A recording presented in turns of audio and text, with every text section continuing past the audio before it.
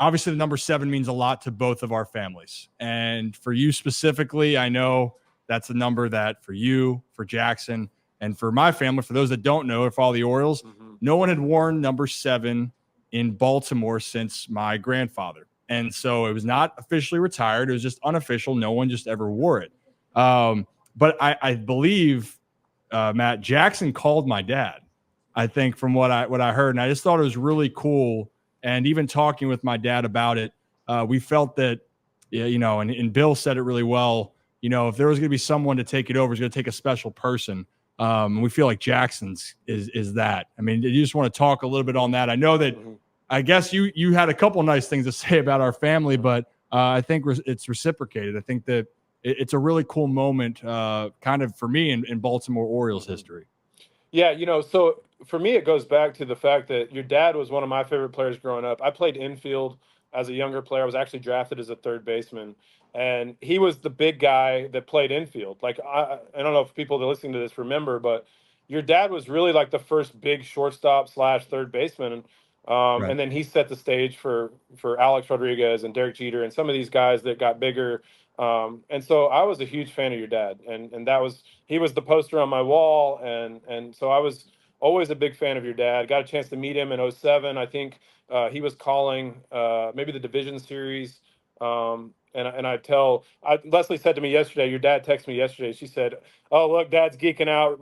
Cal Ripken just texted him."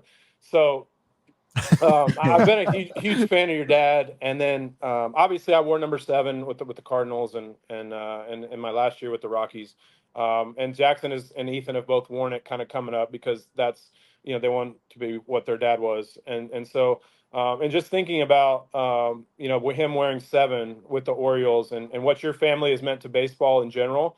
And then hopefully that we're also a baseball family and the boys are coming up a lot like your family. And then, I think, look, I thought the most important thing is Jackson is a great kid, a great person, plays the game really hard. I thought he would represent your family, your grandpa, your dad, your brother, or your uncle, and in a way that would honor your family. And so I just think it's really cool how baseball and families and people that love the game, for him to get to wear that number, for it to sort of shine a light back on your grandpa and back on your family. And now that Cal is involved with the ownership and where he should be and a huge part of the organization and everything that Billy does on the network and talking baseball, I just think it's really an honor for him and for our family to be able to sort of take on this legacy of him wearing 7 in Baltimore, hopefully for a long time, and be some sort of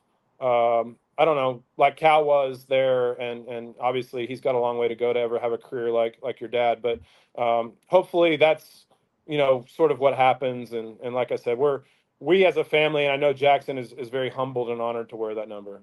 Yeah, I mean, I think from just these stories and even before talking to you today, our families have a lot of similarities on the work ethic. You got to put the work in, and then the passion and love for the game. And really that's what Senior embodied in Baltimore and for what they were trying to build the Baltimore, the Oriole way. So I'm really excited. We're ecstatic. It should be, this is the first chapter for you and your family. And I can't wait to see what the book's going to look like for Jackson, because I just think he's getting started.